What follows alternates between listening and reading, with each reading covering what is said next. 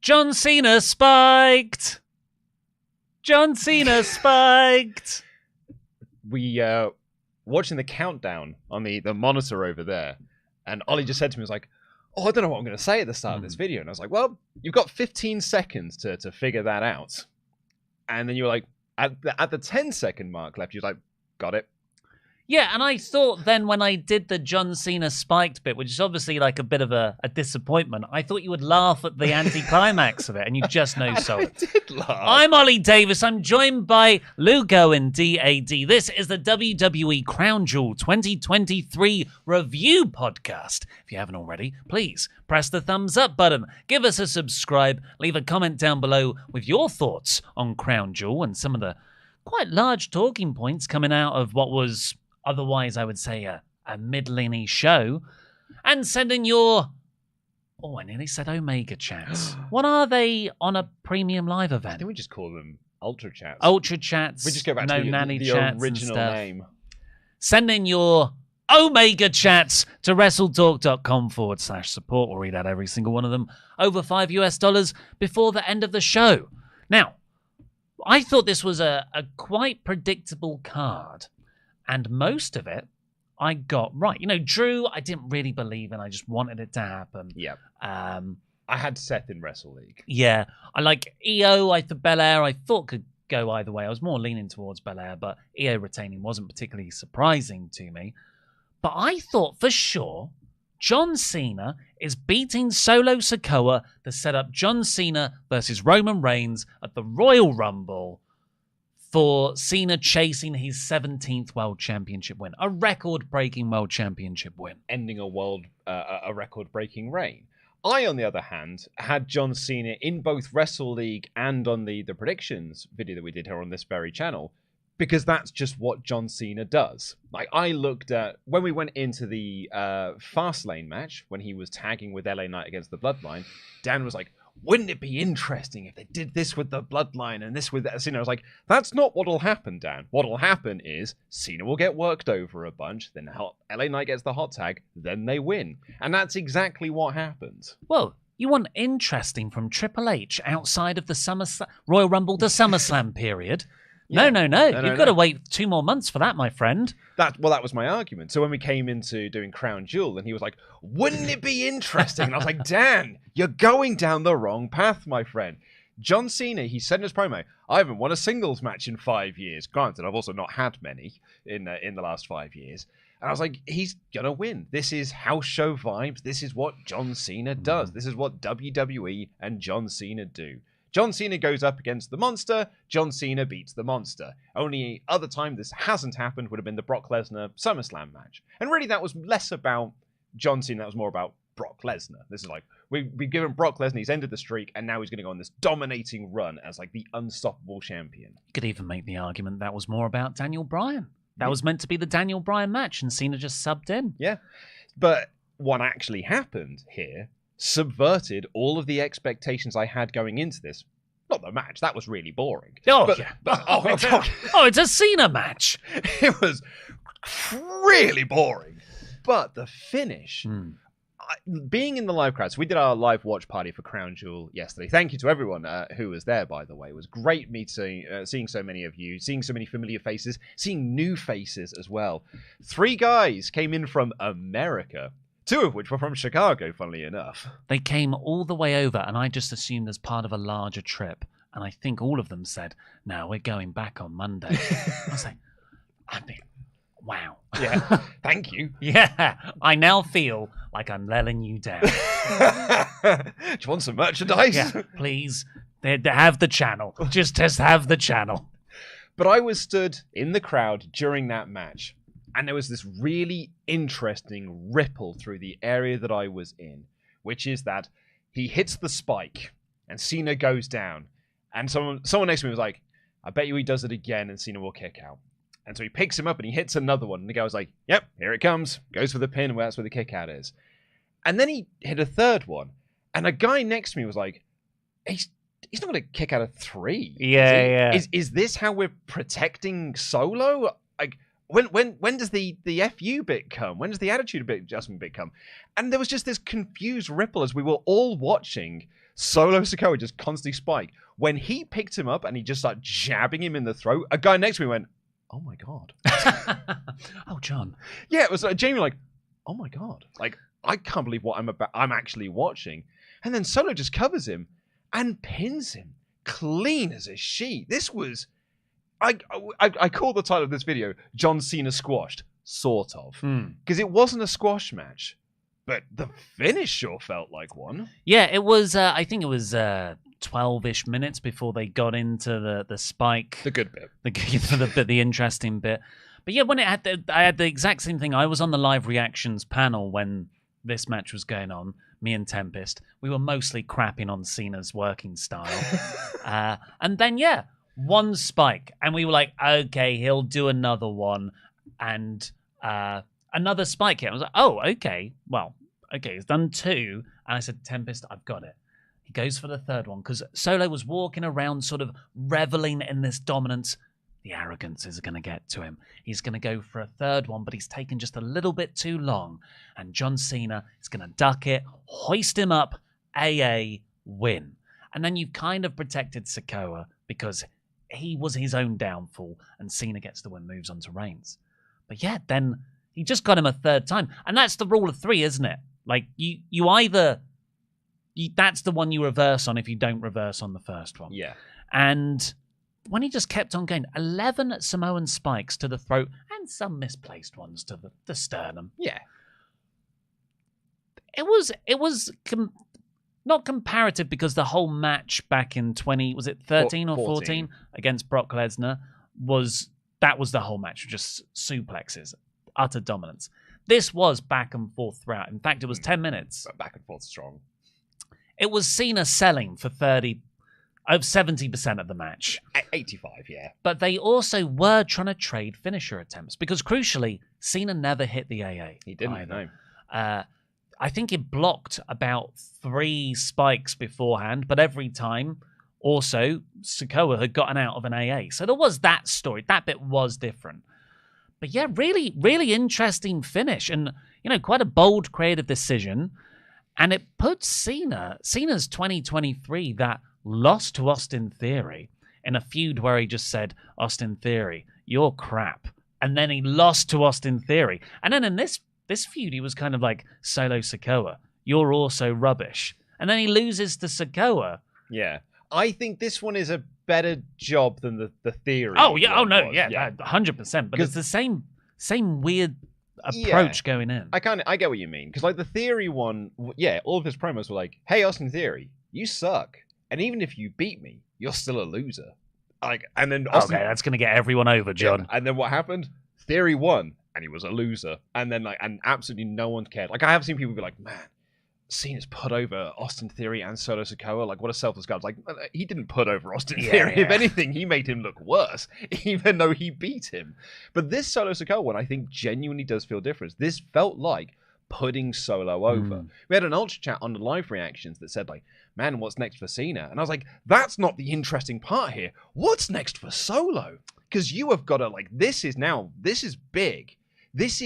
He dominated John Cena. Clean as a sheet, a dominating victory. This is a big wave that we need to ride now. That isn't just, like, I said to Dan, like, at this point, if he wins the US title, that feels like a demotion. This is how big of a win that it was. And maybe, put the title on, that elevates the title somewhat. But this feels like Roman's got to be next. Well, do you think this is the start? Because I don't think next is right. But do you think this is the start of Solo becoming the guy who actually beats Roman? So you don't... No, because Cody's the guy to beat Roman. Look, Cody's not winning the title. I've made peace with this. Embrace the despair. Someone did point out, and we talked about this on the show previously, come WrestleMania 40... they might look at it and be like, oh, he's actually closing in on Hogan's number now. Yeah. Maybe we should keep the belt and beat Hogan's number as well. No, honestly, you do it like I said, you do it 3 times. Yeah, it's the Okada thing, right? But yeah, like because the whole story with Cody and Roman is the bloodline, right? Like, so at WrestleMania, Roman had a full bloodline. But Cody said to him, was like, one by one, they're going to fall. So Jay has gone. Jimmy left and then went back, so I don't quite know what... That's a weird one. Yeah, I don't quite know what's happening there, but maybe Jimmy will go again, and that'll really do a lot for him as a singles guy. But this feels like we've got main event Jey Uso. Lower mid-card Jimmy Uso. The other Uso. The other Uso, Jimmy Uso. This feels like this is the start of Solo spinning away, because you could do Solo versus Roman before Mania, which means that by the time you get to Mania, Cody is going up against Roman with no bloodline.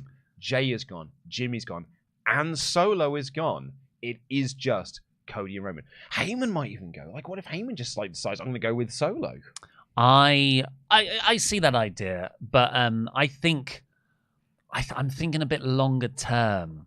I've only had a night sleeping on this, so I don't know how I'll feel later on in the week. But Solo beats Cena here.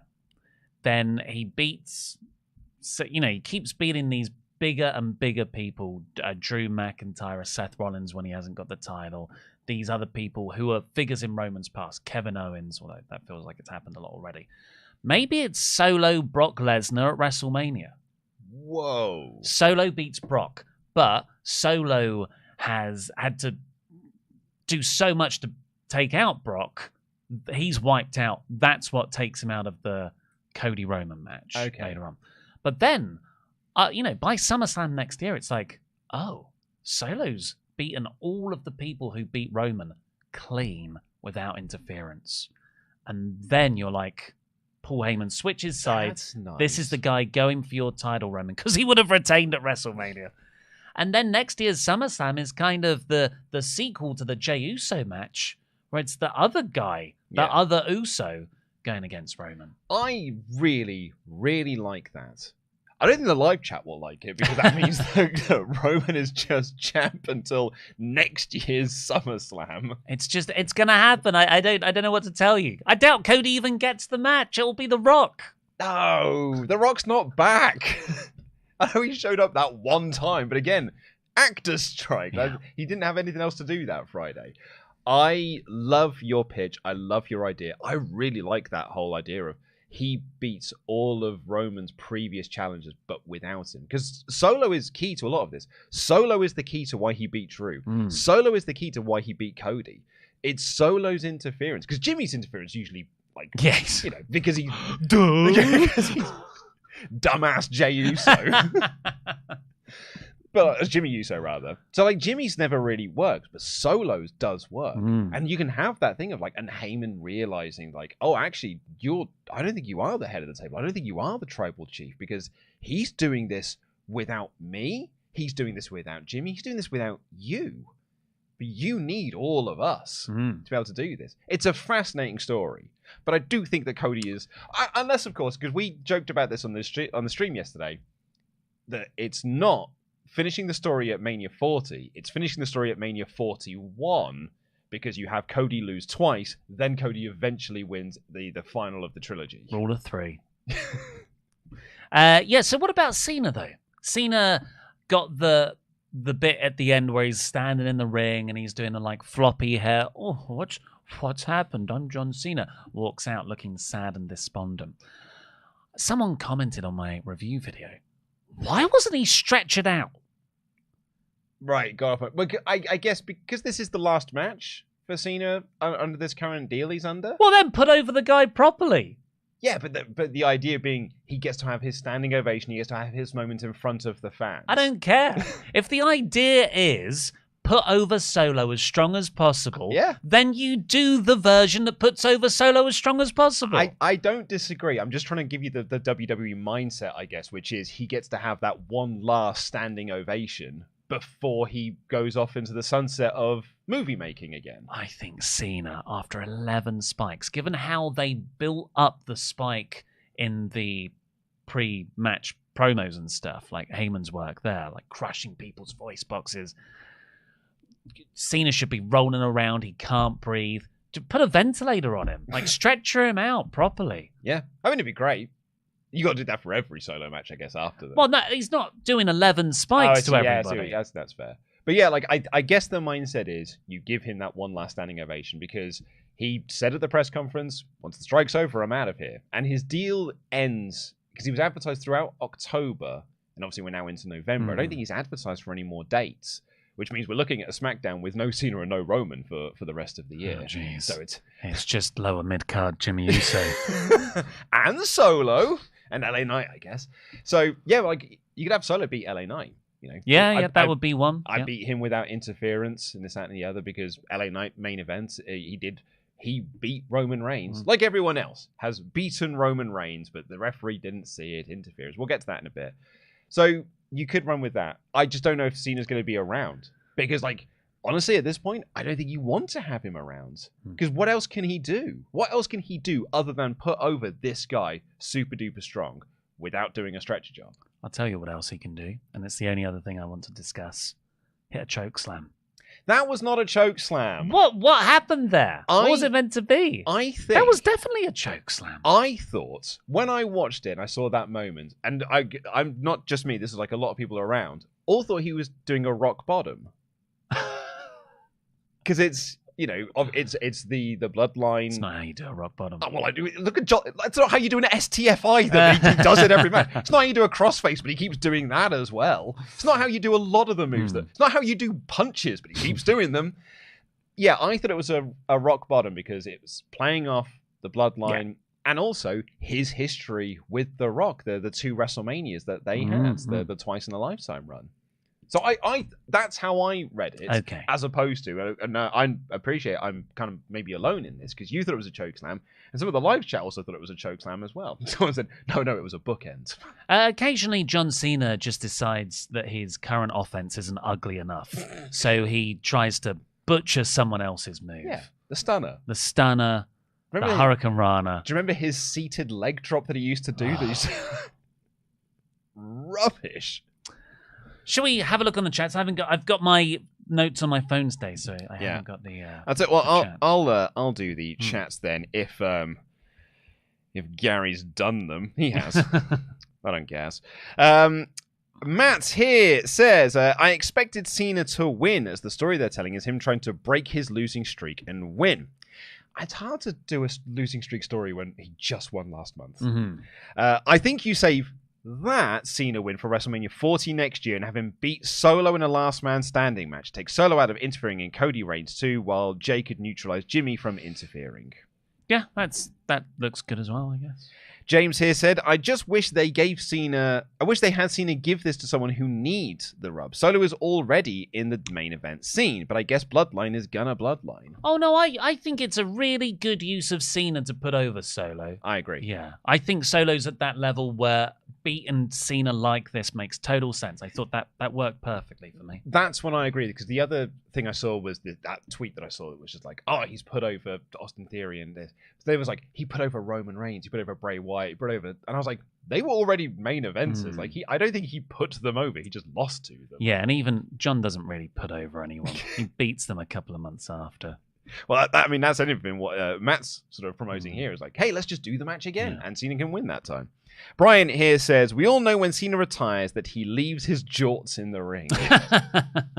to reveal a skimpier pair of short shorts underneath.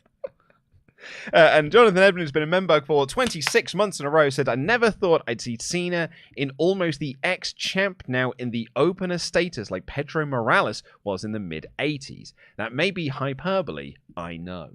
Yeah, I don't think we're there yet, but it definitely feels with the Austin Theory match at WrestleMania as well that he's almost been transitioned by WWE into that place that New Japan puts its old-timers. Yeah. Me and Tempest were talking about this on the stream, because of course he made it about New Japan. But like Tanahashi at the moment, he could probably go for one last title run, but New Japan's mindset is, well, that's not believable. You're of a certain age, so you don't go for the title anymore. Yeah. Whereas I didn't think WWE did it that way. Goldberg will win titles and stuff.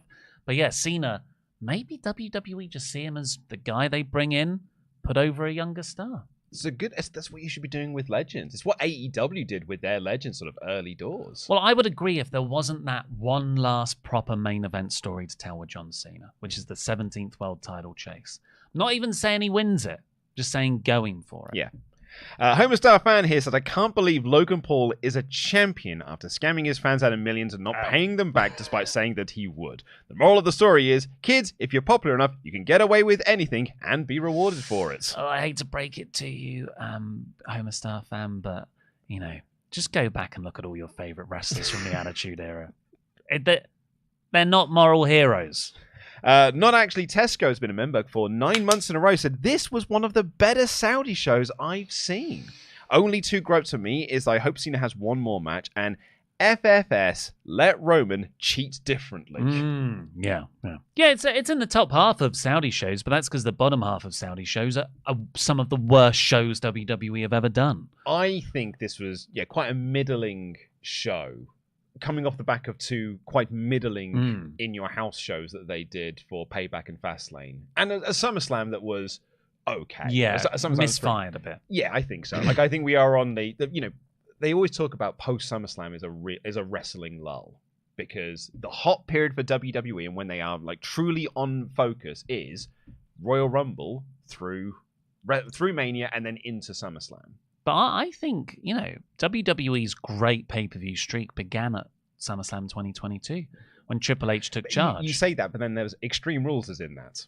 Yeah, 98% rated show by Ollie Davis. Return of Bray Wyatt there. Is the only thing on that show. Fight Pit. But then you got War Games, Rumble, Chamber. Yep. And even post-Mania, like Backlash wasn't super. No, Backlash was in Puerto Rico. The Puerto Rico one. That was really good. Money in the Bank was excellent. Night of Champions. Yeah, I think you can make the argument Survivor Series through to SummerSlam is a great streak. Yeah. Backlash is the only wobble that was in there because it had big house show energy. No to Roman. it. Yeah. There's no Roman on it. And it was just, it's the Usos versus Kevin and Sammy again. Yeah. Like, that was the only real, dip. And even then, it was a great show. So, it's hard. Bad Bunny. Yeah, that's what I mean. So, which is why I said, it's got big house show energy to it, but a very, very good house show energy to it. So that's the only wobble, but I wouldn't make a strong argument to this one. So I think you can run Survivor Series through to SummerSlam as a really hot streak of just banger after banger. Since then, I think it's just been a bunch of 3 out of... I don't think it's a downward spiral, because that would suggest there's movement. This is a flat line, I guess. Yeah. A flat line with life to it, but it's a flat line. But I think we might be on a spike when we come to Survivor Series. Because there was quite a big moment on this show in the return of Kairi Sane, and I think that's going to lead to some really big things going into Survivor Series. Shall we get into the show? Yeah. So the opening match for this, on the pre-show no less, was Sami Zayn and JD McDonough having about a 9.5 minute opening match. It's exactly what you want from an opening match. It wasn't too flashy. It wasn't anything particularly special. It's just JD apparently took all of his bumping lessons from SummerSlam 2005. What, the Shawn Michaels? Yeah, he was flipping around like mad. There's a moment in this match, and Fightful shared this, being like, man, this selling is top notch. And everyone else is going like, what are you sure? There's a moment when Sammy bumps JD's head into the top rope, and he sells that by doing a flip. Like an inverted flip backwards. Every time I watch it, I'm like, I'm not sure what his mindset was and how he thought this is how bodies move. I didn't mind it. It was akin to watching one of those amateur indie computer games with broken physics. Fight Forever. The craziest bit was near the start. Sami Zayn sort of went to do the monkey flip thing off the international sequence.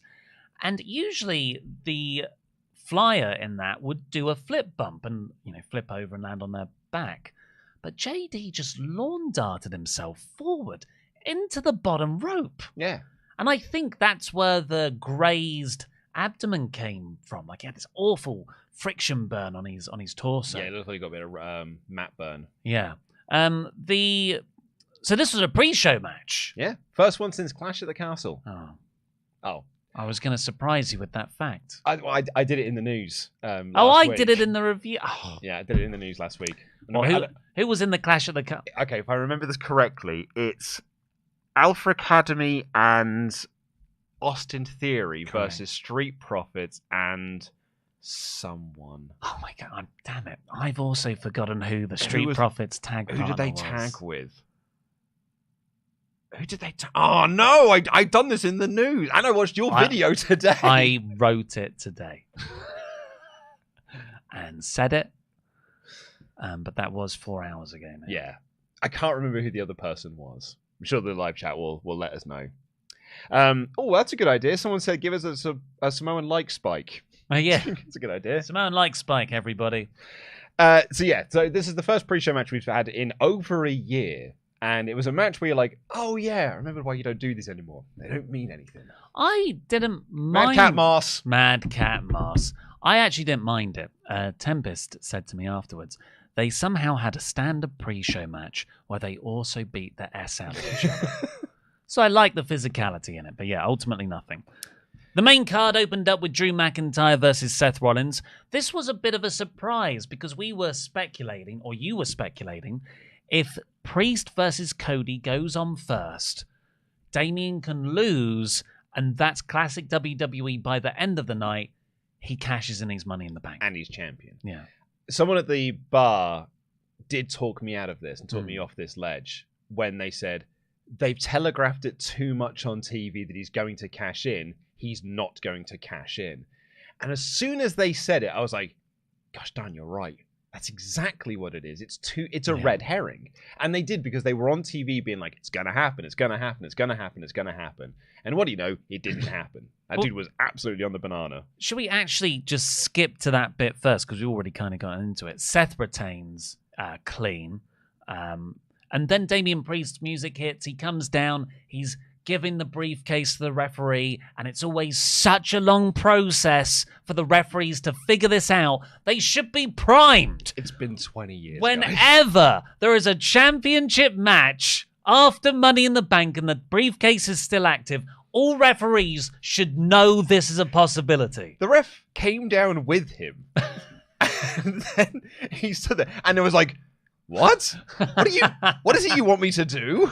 And Priest just has to stand there, gurning like, yeah, where are you, Sammy? When am I going to get jumped by this masked man? That's what happens. He gets jumped by a masked man. It's not CM Punk. It's Sami Zayn. Sami Zayn just runs off with the briefcase. I guess this is a way to delay the cash-in and delay chat of the cash-in as well, because Sammy now has the briefcase. I saw some people being like, maybe Sammy can cash in on Roman. I was like, I don't think that's how it works. Yeah. But, I mean, hey, they make the rules. They can make whatever they want, really. So, yeah, this feels like a bit of, mid-card filler. Great. More Sami Zayn versus Judgment Day matches. That's exactly what Raw needs right now. But now, they could do a match for the getting back the briefcase. Yeah. Not particularly creatively exciting. Definitely holiday filler feud, this feels like. Well, they're building to War Games. Oh, and yeah, of course they will be. Yeah, and they've been, building that for a handful of months now. Do you do War Games is for the briefcase? Oh, what, for possession of the briefcase? What, just, like... Put some stakes on it, I suppose. I don't know how you would facilitate that, because I hate it when people put their briefcase on the line. Otis. Yeah. But we'll see. The match itself, Drew versus Seth, what was one of the better matches of the night. Really good. I've seen some people say it was match of the night. For me, just because I'm just not into Seth, I just get this glazed over look sometimes when I watch his matches. So for me, it's the Logan match was my favorite match. And then so much happened at the end of the EO match. That's kind of my second favorite match. But then it would be this. Yeah. I think this is like the best in-ring wise. Yeah. And I think it told, a pretty good story. And I think actually the post-match, not the Damien one, but the one with Rhea Ripley, I thought was really, really good, because that's what's made me very interested going into Raw. But again, like with all Seth Rollins title defenses, I'm more interested in the other guy than I am Seth as champ. The finish of this was really good, though. And I really did enjoy the work between them. I didn't think I was going to actually believe a near fall, but they got me. Drew kicks out of the stomp. So Seth goes up to hit a Phoenix splash. Oh, the hubris. And he misses it and turns round right into a Claymore. Great near fall. But then when Drew went for a second Claymore, Seth hit the super kick, pedigree, stomp. So HBK, Triple H, Seth Rollins to win. when Drew misses the Claymore, it does make the move look very silly. Oh no! Because you just go, whoo-hee! And just jump forward to land on your back. The story of the match was Seth's bad back. You know, he's still selling it. Until he needs to do moves. Kind of. And Drew... I really like Drew's story in this, how he was becoming increasingly more opportunistic. Yeah, I'm going to take advantage of that back. You know, dropping him on the apron from the steel steps. That was a great spot. I really did enjoy the work between these two. It's just like, it's not Seth's fault that Matt Jackson sells a back better than he does. Yeah. Yeah. So yeah, Seth's reign continues. I feel like that is the more irritating long title reign right now. It's more irritating than Roman's. Yeah, if I would change a belt right now, it would be Seth's, not Roman's. What would you do? Yeah, like it's not doing it for me. Like Drew is a way more interesting person, but Balor was a more interesting choice, and Nakamura to a lesser extent, but a more interesting choice. I was making a joke about the Matt Jackson thing, by the way, so it's a long-running joke from the channel. Before anyone tells, I'm stoking tribal fires. But yeah, the post-match was the thing that interested me the most, because backstage, Drew was sad, and Rhea Ripley just stands next to him and just goes, a little shrug of the shoulders and walks up before her title match, basically saying like, "Told you." Because the story going into this match was whoever the Judgment Day side with, ironically didn't get involved at all, that's going to be the winner. But she kept telling Drew, you're not going to be able to beat Seth without our help. So we're going to offer you our help. And now Drew is in a position where he did not take that help and he did not win. So does Drew then accept the Judgment Day's help? Does Drew become part of the Judgment? I don't want to put him in the Judgment Day. I think that's not the right move for Drew, but certainly aligning himself with them. Maybe he's on their team for War Games, or does he fight against that idea? It kind of goes against the heel turn he's doing, but it's a fascinating thing for Drew. Yeah. The one good thing about Triple H's reign is he really gets those dynamics very well. Like, here's a group and here's a person. Will he join them? Well, like we've seen it with Sammy and the Bloodline. We hopefully seen it with Bayley and the Io Sky, Kyrie stuff. And with Drew and Judgment Day. And I don't know what's happening with JD McDonough, though. The women's 5-way was next. That was Rhea Ripley defending her title against Nia Jax, Shayna Baszler, Raquel Rodriguez, and Zoe Stark. He's got it. Bang, straight in there. This was funny. Rhea Ripley's entrance, it's time for her. And then one Saudi Arabian guy comes out. Someone has explained this to me.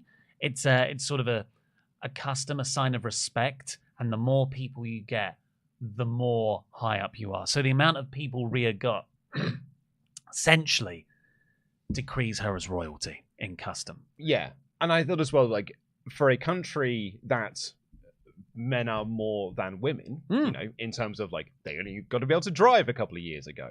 I know that because the propaganda machine of WWE told me so.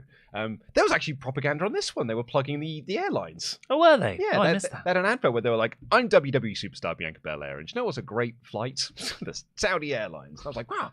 No mechanical issues. I turned to the guy next to me. I was like, "I haven't seen an advert like that on these shows since the first one." Yeah, that's fun. But yeah, like sports washing.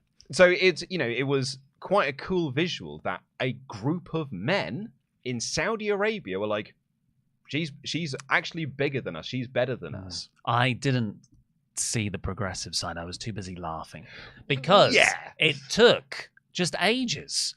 Because there were 14 people to come out and each guy got their own entrance. And it would, that's 10 seconds per person. That's like, I don't know how long it actually went on, but definitely from a live event experience, it was comically long. Comically long, because our crowd started going, "Oh!" And then another guy came out and went, "One more guy, one more guy." The Long Arm Pub and Brewery, did not see this as a big sign of respect or like a big sign of progressiveness. They thought it was quite funny. Well, it was honestly, how many more Samoan spikes can John Cena take? How many more guys can come out to line the entranceway for Rhea here? I was like, that's a long ramp. They're not going to do the whole ramp, are they?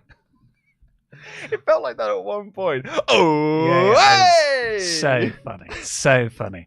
Rhea Ripley comes down. They have a match. It's very choreographed. You know, the work was okay-ish. Nia Jax got heat. That's her role. Some of the multi-person spots were cool, but they just went on a bit too long, a bit contrived. Yeah, there was a moment when Shayna Baszler had 2 leg submissions on Ripley and Raquel, I think. Yeah. And then she had someone in the choke. Nia. She had Nia in the choke. And it felt like she had choked them out. And it was a really cool visual. It just went on a bit too long. And so you were waiting for Zoe Stark to get in. So it lost its peak. Like, so there was a moment when I was like, whoa, this is huge. Like, you can literally hit this in our live reaction. People like, whoa, waiting for Zoe Stark to come in and break it up. But like, the finish was very fun. So the finish to this match was Ripley has Zoe Stark, I think, in the Riptide on the second rope to an avalanche one. Raquel Rodriguez thought, this is the right time for me to crawl in the ring and try and pin Shayna Baszler directly beneath Rhea Ripley. So Raquel gets it's like, now's my chance. And Ripley breaks up that pin with the Riptides. All 4 of them fall down, and then she pins Shayna Baszler. Very cool visual. Didn't make Raquel look particularly smart, but it was a very cool visual. And yeah, she a big win. But they kept Nia away from that. So it's still building towards Rhea and Nia. That's the singles match. And Nia can beat her. Which they set up on Raw as well. There was another good spot. I just want to give a shout out to it because this year, WWE have done some great camera work. And I don't know if this was a planned spot, but Zoe Stark gets up to the top rope to dive outside, do a crossbody on the other women. Seen this sort of thing 100 times. Happens in every modern multi-person match. But the cameraman gets right underneath Zoe Stark. Zoe Stark dives over him, and he sort of follows her back and tilts as he does, and falls over. So, like, you can see the camera person's leg in the bottom of the frame and the cable and everything. It's just chaos, because there's all these bodies down on the ground after the impact. And the thing it made me think of is watching making of the Bourne Identity features on the DVD, where they had the guy with the steady cam. Do you remember this? Run through the window with Jason Bourne to jump outside. But he was on like a bungee cord. Yeah. And he just boing like that. Oh, I loved it. It was a really cool spot. I really, really enjoyed that, actually. Just only because someone just pointed it out in the chat as well. One thing to note about the Seth Rollins match is that after he retained, Will Ospreay retweeted the "and still" with some eyes emojis, and Rollins invited him over, saying the water's warm, which makes it sound like he peed in the pool. But Meltzer said on Observer Radio today that like WWE is actually a really big player for Will Ospreay in terms of getting him, and matches with Rollins and AJ will probably be like big deciding factors for Will to go across and choose WWE as his destination, because it's not New Japan. Like he very much said on that the Power Struggle conference, and when my contract's up in February, I'm out of here. So it's whether he's going to go to WWE or to AEW or to TNA. My only worry about him going to WWE, which I think would be really interesting, is that apparently the report is they want him to be the focal point of NXT Europe, and I just don't think that thing's ever going to happen. They'll also tell him, "Hey, mate, can you slow down by about 80%? No, there's 5-star matches you have. Let's slow those down. Let's do 3 stars instead." Seth did a few Ospreay-esque moves. He did that sort of spinning round setup for the what's it called?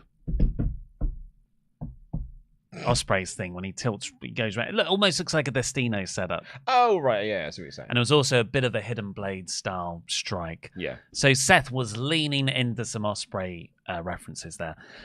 We got a Survivor Series video package after the Women's 5-Way, which announced it will be War Games. War Games. No, why isn't William Regal leading this video package? Well, he's not allowed to, is he? It's been a year.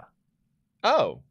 It was. I remember at the time, Regal cannot, like, as a gentleman's agreement, can't appear on screen for a year. Yeah. And maybe we're like a week out from it or something. But it was definitely before Survivor Series, I'm sure. I can't remember. But yeah, I didn't think... I'm more like, I wish it was Regal. But I wasn't like, why isn't it Regal? Because it was Full Gear, and then it was like the Wednesday after Full Gear that Regal was just gone. And then it was Survivor Series a week or two later. So we're still a couple of weeks out then. So we haven't hit Full Gear yet. Well, then Postpone the announcement until you can use Regal to say But it. you might not be in time. And granted, really, they don't need any help advertising this show. No. It's selling like gangbusters anyway. Exactly. By the way, we're So going wait. to be doing a live show. I'll play some B-roll footage. Hold on. We're going to be doing a live event for WWE Survivor Series 2023 at the Long Arm Pub and Brewery. So please do get your tickets in the link in the video description down below or being posted in our live chat because we are going to have... I can't wait. I had such a fun time last night, and I'm really looking forward to Survivor Series. We've got a bunch of shows planned at the Long Arm, so please do come on down and join us for that show because this is the best way to watch wrestling pay-per-views. Yeah, well, not just us saying that, but multiple people came up to us last night and said, "Oh my god, this is. I only want to watch wrestling shows like this now." As we said earlier, 3 people came from America for these shows. And 2 people did indeed come here to Luke from Cork in Ireland. They did. We had 2 people from Cork come over for the event, and they also had a very good time. After that, we got the Cena versus Solo match. We've covered that. Apparently, everyone's just correcting you. Apparently, it was 2 years, so he's not allowed to be on TV until 2024. Oh, was it really? That's what everyone's saying in the chat, yeah. That's a hella non-compete right there. We thought WWE was restrictive. Ms. TV had a segment next. I don't want to spend much time on this because I thought it was an utter waste of my time. Yeah. I'm sure the local crowd loved it for the local celebrity. Then do it on the pre-show when no one cares. Yep, it was more for babyface Miz, but serious Miz. Yeah, so Ms. TV hosted a Saudi Arabian comedian and actor. His name, I think, was Ibrahim Al-Hajjaj. And Grayson Waller interrupts. He tries to take over the segment. And Grayson Waller's is like, who's the better host? And Ibrahim chooses Miz because Miz is a babyface now. And they both beat it. Well, first Waller just kicks the comedian guy quite hilariously. He just dies. Yeah. But then Miz skull-crushing finale. And the comedian guy hits a terrible people's elbow. Now, you said this was worse than Snoop Dogg said. I disagree. I think it was worse because I get a real kick out of Snoop Dogg's one. This one I was annoyed with. Snoop Dogg's only is better for the running of the ropes. Yeah. I'm not getting... No, because that's got too much movement on it. Like, he tinks against the ropes. But, this guy did a fun little flying elbow thing. He did, the arm pad and stuff. Yeah. Tempest wouldn't let it go that he rolled up one sleeve and hit the elbow with the other. Like that cushioning from the suit jacket would stop the move. I don't think this needed to be here. No. For me, as an international viewer, but as I said, I'm sure the live crowd, not that the live crowd seemed to enjoy a lot on this show, I'm sure the live crowd had a good time. There was rumours it was going to be Cristiano Ronaldo. Yeah, that's what... He wasn't there. Yeah, he wasn't there in the end. After that, we got Logan Paul versus Rey Mysterio for the United States title. My match of the night. I don't care what you say, Dave Meltzer. I do recognise that Drew versus Seth was by far the better in-ring work, but I just think Logan Paul is a phenom in wrestling. I think he's naturally unlikable, and they're booking him brilliantly to that effect. And the finish of this was really well staged. Like, it was different to a normal Logan match, and that normal Logan matches are, look at all the crazy flips I can do. But here he was almost the Claudio Castagnoli style base for Rey to do the flips around him. And he was still so good at that. Yeah. He's been watching his Hangman tapes, because not only did he obviously do his less good buckshot lariat, I will die on that hill. This one wasn't good. Yeah. It wasn't CM Punk levels of not good, but it was like a middling version of it. No, he didn't injure himself for 3 months doing it. But he also did his moonsault fall-away slam as well. Yes, yeah. Which, so he's been watching his Hanger tapes, and it was a very lovely moonsault fall-away slam. I felt early on the actual work between them was a bit clunky. Like rehearsed. Maybe rehearsed. If it was rehearsed, I think it might have looked a bit slicker. No, I think this will happen with the Ricochet match as well. Yeah. You are watching two people looking at each other, being like, and the next thing is this. So like not quite moving their feet into the right place, and they're like, oh, okay, I need to sort of stumble into this next bit. It's exactly what happened in the Ricochet match. But I think once they got past that bit, and it was just Logan Paul's power game against it being the taller guy against Ray's speed, I thought the match was really, really great. I particularly liked, and this is like, I don't think many people have spoken about this because there's a few spots and just the title win and everything are far more like exciting. But at the start, Logan taps Ray on the head so disrespectfully. And Ray just has this look of, I'm too old for this little punk, you know?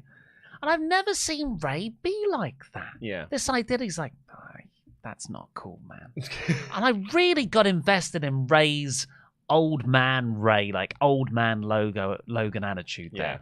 And later on, when Logan does this big leapfrog and it's all spectacular, look at my youth. Ray just hangs back on the ropes, doesn't Irish whip himself back into Logan, and just sarcastically claps him. It's the experience. I loved the veteran upstart dynamic here. And at the end, when Logan has cheated to win, he goes over to Ray and looks like, look, I've got United States title. And Ray's just there, defeated, going, you know what you did, man. He said, you can hear him say, you know what you did. Yeah. You cheated. I was just so into this. Yeah. I thought this was really, really great. I want a rematch. I think, it should be LA Knight beating Logan at WrestleMania to get LA Knight over and the US title over. But there's a part of me that wants Ray to beat this punk back as the redemption revenge story. Yeah. My only complaint I have about this match, and it's not a complaint, it's more of a question. Actually, because I've got no complaints about this match, in fact, so I'm going to take that back. I've only got one question about this match, which is, why wasn't it Dom that did the interference? Yeah, that would have been good. Because that's the story you'd set up on TV, that it's him and Dom versus Rey Mysterio. But it's not. It was... I didn't know this on the live stream. Me and Dan were just like, it's some guy. I don't know who this guy is. And then apparently the live chat informed us that it was Logan Paul's manager. Right. So did they say something on commentary about him? I couldn't really hear where we were watching. Because I've been just seeing this thing of everyone keeps saying sneaky, sneaky YouTuber. Well, because that's what he looked like. Oh. We just were like, oh, he's a sneaky. I think Sullivan was the one who said that to me. Because Sullivan put it up on our Instagram stories and this, that, and the other. I thought it was a line from commentary because he was doing a lot of sneaking around. He really camped it up, didn't he? He was just coming in like, oh, and like with the brass knucks. Oh, camera, don't see me give the brass knucks to Logan. But that's why I thought it would have been better if it was Dominic Mysterio. Because that plays up into the Ray thing and... you set it up on TV that was the finish. But what happened was this lad passed Logan Paul the brass knucks. However, Logan misses the punch and the brass knucks fall off his fingers. Really fun. Really, really fun. So the sneaky YouTuber tries to sneak around and grab them again. And someone hops over the barricade to stand on them and stop them. And it's Santos Escobar. LWO standing together, stopping him interfering. He picks up the brass knucks and he chases off this lad while putting the knucks back on the ring apron for Logan Paul to get them again. It was done in a way where it looked like he did that unconsciously. That's it. But I think more than likely he did that on purpose. It's actually also on a Saudi show when they did the Brock Roman title belt being thrown into the ring by Heyman and it's equidistance between both of them. This is that did I do that by accident? I'm so sorry I did that. But it's also because it's so... if you didn't want them to use the moves, you'd have taken them with you. Yeah. But he made a choice to leave them back on the apron, which I think is very interesting going into the... That's why I don't think you're going to get a rematch, because we're going to spin off into Ray versus Santos, I guess. There was some beautiful staging there as well, because Logan is set up for the 619. He's hanging on that middle rope, and he looks down and he sees the brass knucks, and he gets this big grin. He's like, oh! But Ray doesn't know.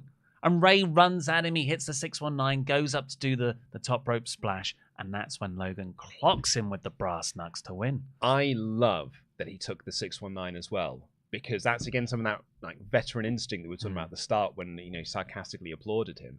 He was like, if I take the move, he doesn't know that I've got this weapon. I can't, I'm not just going to hit him in his knees with the brass knucks or stop him like that. I'm going to lead him into a false sense of security that he's on top and about to hit his finish. I thought that was a really, really smart finish to it. And yeah, as I said in the stream yesterday, I feel like you can now build Logan Paul versus LA Knight at WrestleMania for the US title. And that's LA Knight's big moments. And I think this is a great choice. It's the right move. I've seen people go, oh, another part-time champion on SmackDown. And I'm like, well, it's making SmackDown ratings go up, though, because you've got all these very, big star-powered champions. And Logan Paul did say if he wins the title, he's going to be on all brands. He's not tied to any specific brands. Okay. So he said, he said, I'll be on Raw with this belt. I'll be on NXT with this belt. So he could be a touring guy. That would be so weird seeing Logan Paul on NXT. There was also just one last moment to talk about this. Is the moment when Ray did a moonsault. He did a springboard moonsault and was not going to get the distance on this. And Logan Paul didn't just run forward to catch him in this move.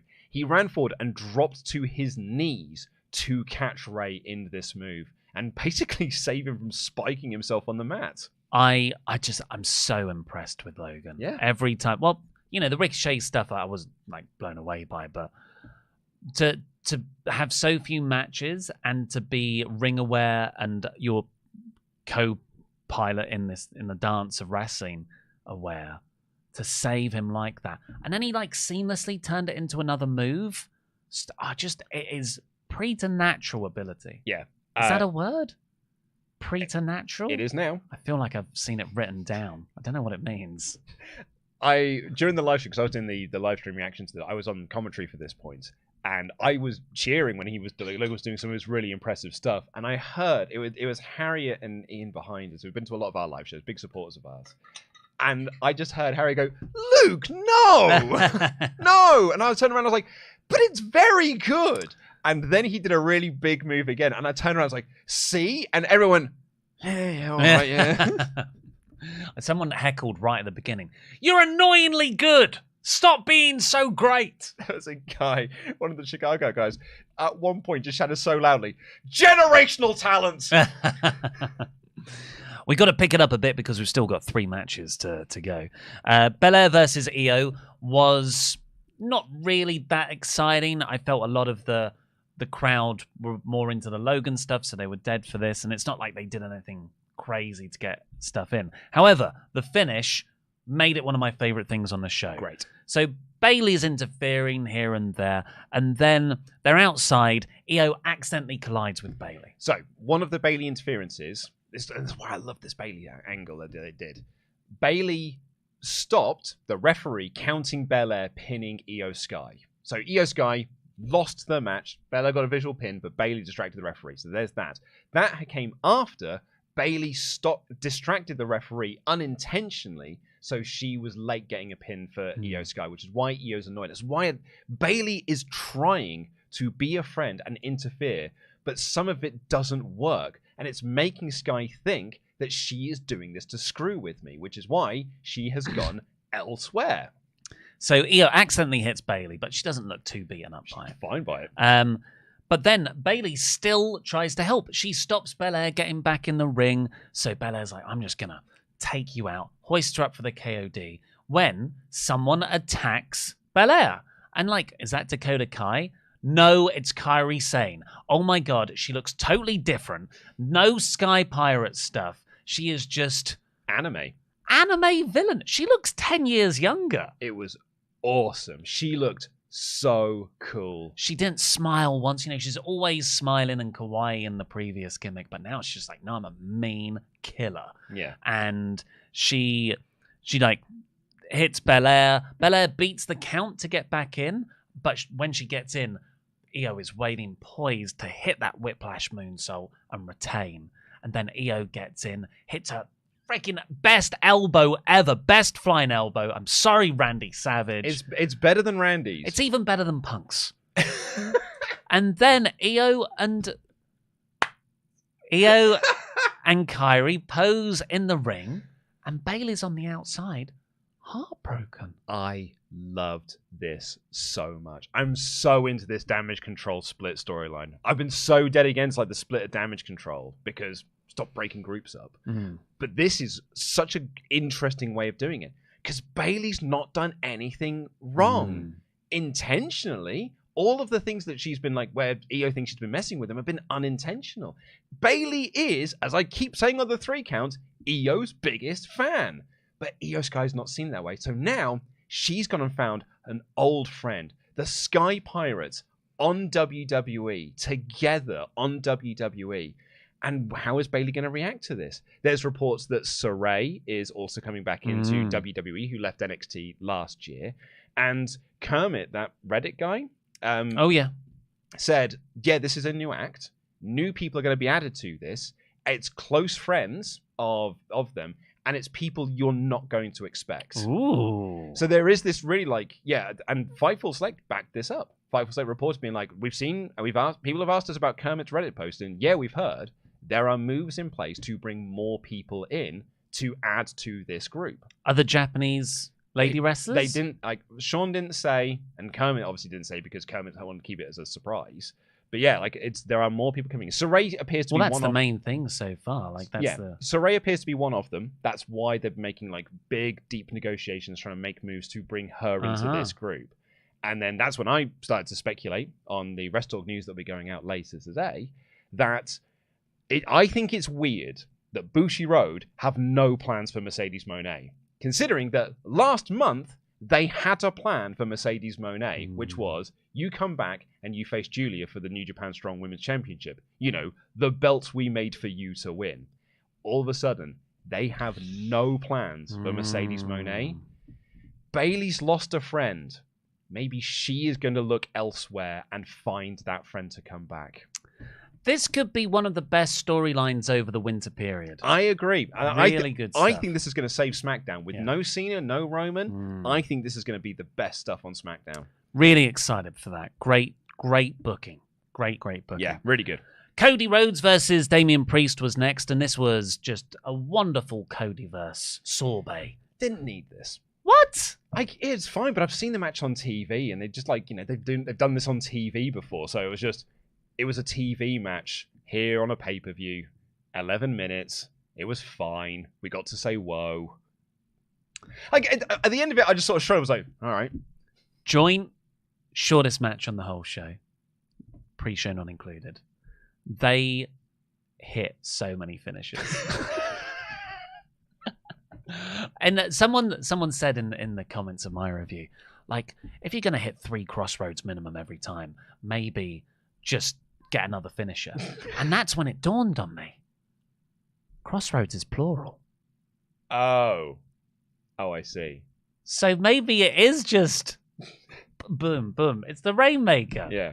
I really got a kick out of this match. A lot of the matches on this show started slow and built, which was fun in a lot of regards. But the previous match I found quite tedious.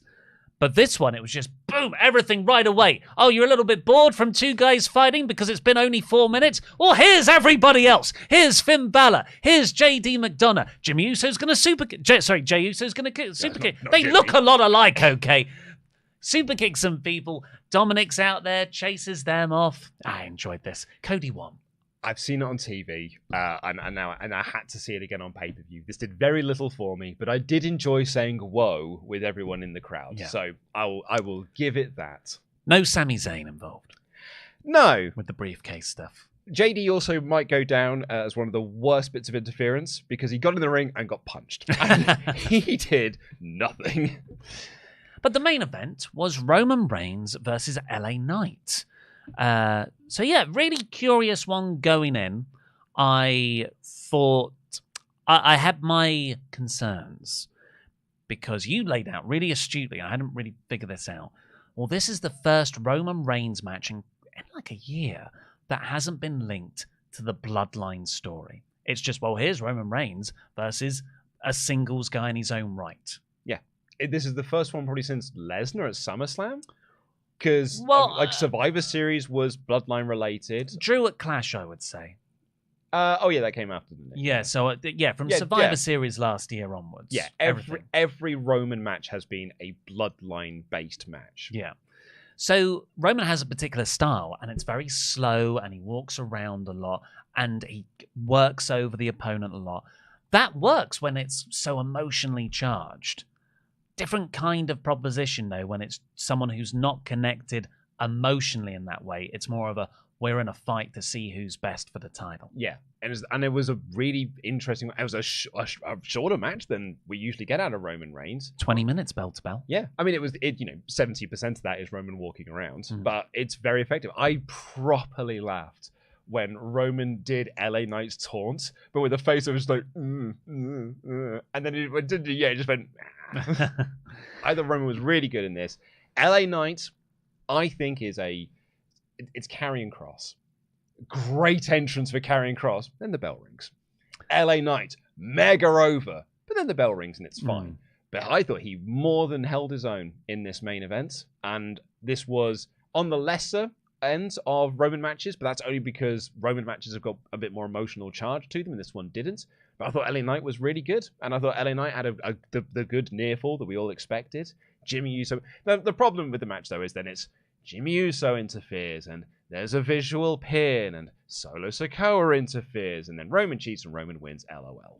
Yeah, so it was two things. I mean, LA Knight's an interesting one for me. I love him on the mic. I love saying yeah, but I don't get a lot out of his matches. Some of that is him.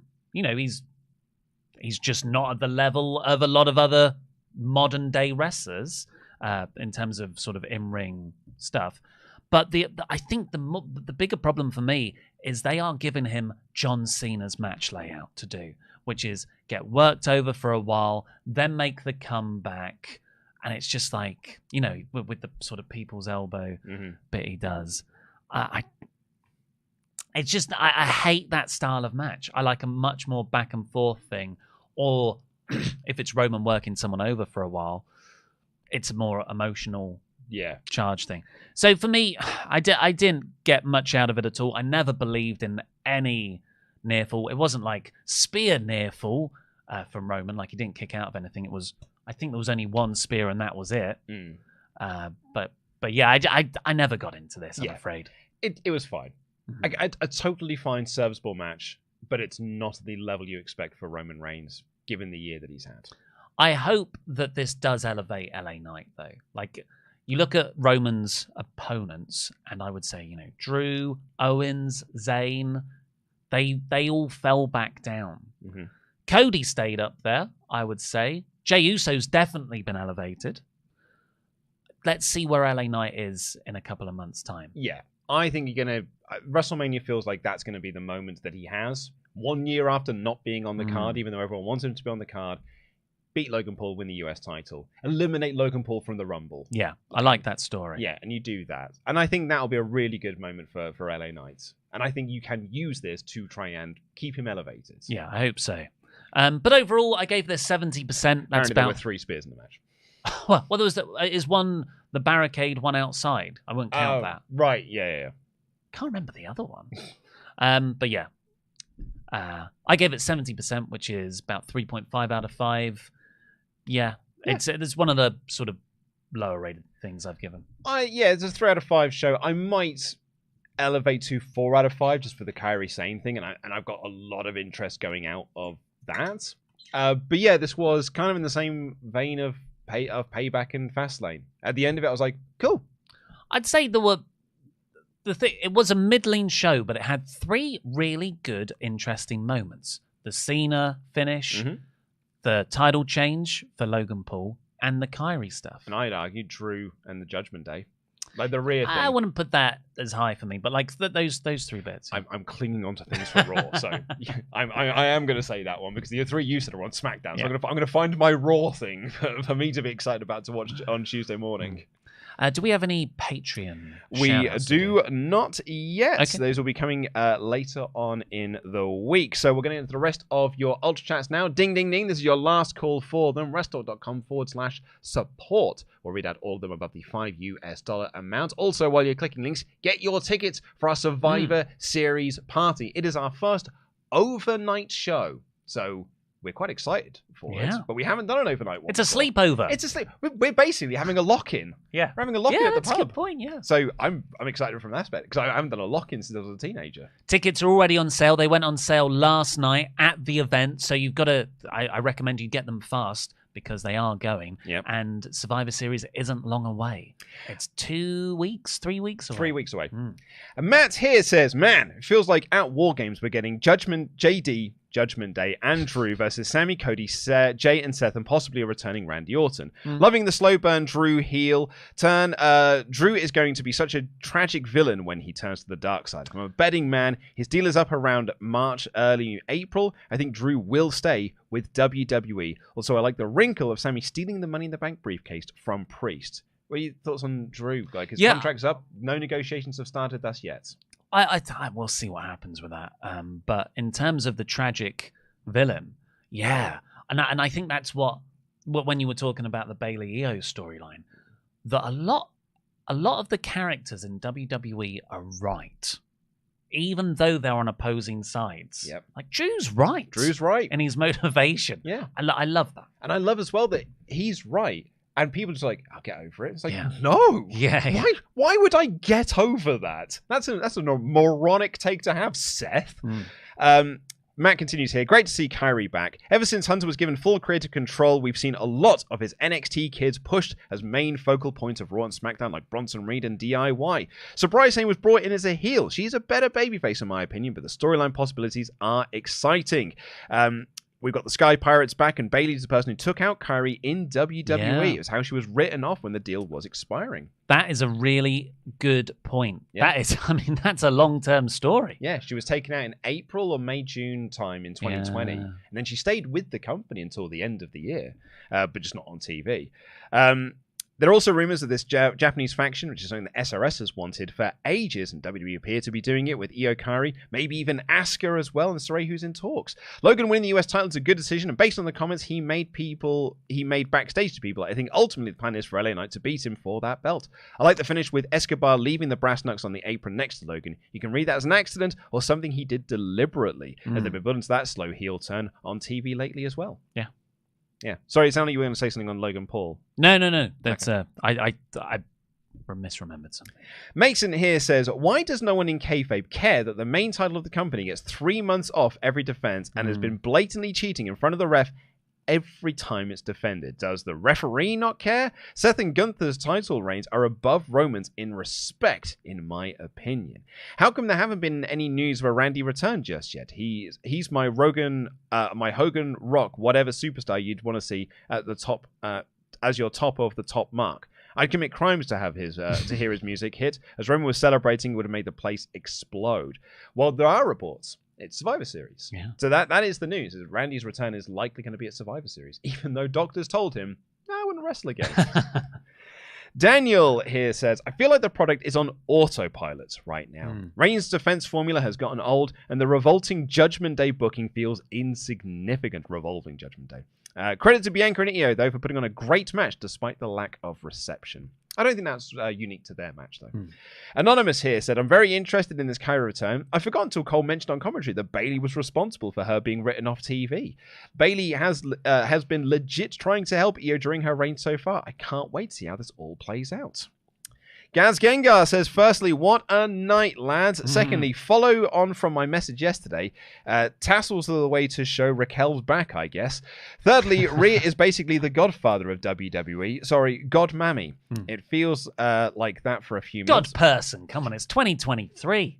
Well, she's Mammy, isn't she? Also, does anyone think that Bayley might try to make nice with Kairi Sane for Io's sake? Well, I think that's where you go first. That's great. She's trying to be part of this group. I loved when Raquel Rodriguez came out and she does her taunt. She turns round, take a look at my back. Oh, but it's Saudi Arabia. The back is covered up. Yeah. She's just pointing. Roach Senpai here says, legit sick and tired of Roman's title defenses. Every time someone interferes in his favor, costing the match. If Roman won cleanly and he would have been booked stronger, it's just now lazy, stupid, and uncreative. Yeah. I don't really know what you do, though, because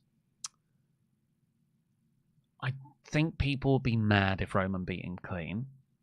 I think people would be madder if it was just a DQ finish. An LA Knight won, but title doesn't change hands. So it does have to be interference or Roman cheating. And you're like, well, I guess that's the corner they booked themselves into. They need to have more creative finishes for Roman to win as a heel. Yeah. Shout out as well. There was someone there yesterday who was there with their mum, and we were chatting to her after at the end of the show, and she was very upset about the Logan Paul thing because he cheated. Yeah. And she was like, shouldn't have happened. He cheated, and they let him get away with it, and he won that title. Yeah, I love that take. That was a pure take. It's beautiful. That Dylan Guy says, the way I'm looking at it is WWE are doing to Solo what they should have done with Umaga. Yeah. Logan deserves the US title. Don't care what anyone says, but he loses it at the Rumble. And with Drew, I was hoping that this time we didn't get it, so we'd have to get two-match Seth. Basically, that's what you do with Seth. You go for his title, you have 2 matches. Jared says, I really like Logan Ray, and I love seeing the chaos that comes with it, with fans disgusted that WWE put the belt on him. I've cheered him when he won, and Adam Pearce turned around to us, and I said, I hope your flight gets cancelled. Don't have a bad word for him, though. Lovely. That's Adam Pearson, not Adam Pearce, general manager of Raw. No, Adam Pearson, who was at our show yesterday. Celebrity Mastermind. Adam Pearson. The derpiest of derps says, 2 title belts on part-timers? What, do we get transported back to the first part of 2020? Jokes are... Really, it's more when Brock was champion and was never there, and they were... That was just bad, though. Jokes aside, I hope that Logan getting the US title leads to him having great matches. I think him and Sammy would be a great match. Yeah, that would be good. They interacted before. They didn't have had a match, no. Oh. Maybe they did. No, they wouldn't have been in the Rumble like together. They've done like a promo segment or something. Oh no, he was part of the Kevin Bloodline. Owens storyline during the pandemic. Remember when it was Sammy versus Kevin? Yeah. Logan Paul was part of that story. That's where Sammy did the dance. Yes. That's how that happened. That's why I remember. That's why they... Yeah. I was thinking, I was like, have they? And then you said, I was like, yes, they did. I remembered. Walker says, now, hear me out. Was Sammy in the Bloodline the Logan Paul Roman Reigns? No, he wouldn't have been there. No. Sami Zayn wasn't there. Yeah. Walker 14 says, now hear me out. I haven't been able to shake how I'd love to see Roman lose the title in a lumberjack match with all of the baby faces he screwed over or cheated against on the outside, coming together to take down the big bad Roman. You cue the Avengers music. That's I like that idea. I booked that as Chris Jericho's. I think I booked that as someone's finish. An old fantasy book in Warfare. But yeah. Just Gur says, afternoon lads, a great show elevated by how I watched it. Thanks again for a great night at the watch party. I got to talk to everyone and they were all super lovely. Landed back in Cork this morning and got some much needed sleep. Thanks again for a great night. Oh, thank you very much for coming. And John here says, good appropriate time of the day, lads. Overall, I was entertained with the show and streaming your channel at the same time. I hope to one day make it to a live watch along with you guys. Thank you for being awesome and making me smile in these hard times. Oh, that's good. Thank you they're very the best much. times. Everyone come to the watch parties. We want to meet you. They're super fun. It's the best way to watch wrestling. And shout out to Walker4LB, who has joined the Membergs. The link is in the video description below, remember, to get your tickets. So that is going to do it for us here on the WrestleTalk Podcast channel today. Please do press the subscribe if you've made it this far and haven't already. Give us a little thumbs up to help us in the algorithm and get your comments in down below with what you thought of the show. We're back tomorrow with a review of AEW Collision, where a new faction was formed. And then we're back on Tuesday to review Raw with all of the fallout from Crown Jewel. Until then, I've been Luco in DAD. That has been Ollie Davis. Jam that jam.